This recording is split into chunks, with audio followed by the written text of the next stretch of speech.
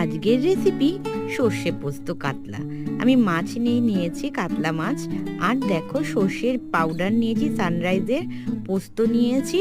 পোস্তটা পেস্ট করে নেব, পাউডারটা ভিজিয়ে নেব। আর তার সাথে আমি কাঁচা লঙ্কা নিয়েছি। মাছগুলো নুন হলুদ দিয়ে মাখিয়ে ভেজে তুলে নিলাম। ওই কড়াইতেই সর্ষের তেল দিয়ে দিলাম, আর দিয়ে দেবো কালো জিরে ফোড়ন। দিয়ে ওই সর্ষে পাউডারের মধ্যেই আমি পোস্ত পেস্ট করা দিয়ে দিলাম। পোস্তর সাথে আমি কাঁচা লঙ্কা পেস্ট করে নিয়েছিলাম। ফোড়নে দিলাম কালো জিরে। এবার আমি মশলাটা দিয়ে দিলাম, দিয়ে সামান্য নুন, পরিমাণ মতো হলুদ, আর দেব আমি একটু জিরের গুঁড়ো। এই দিয়ে আমি মশলাটা ভালো করে কষিয়ে নেব।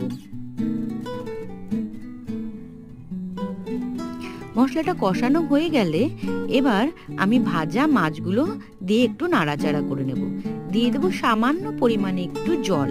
জলটা ফুটে উঠলেই আমি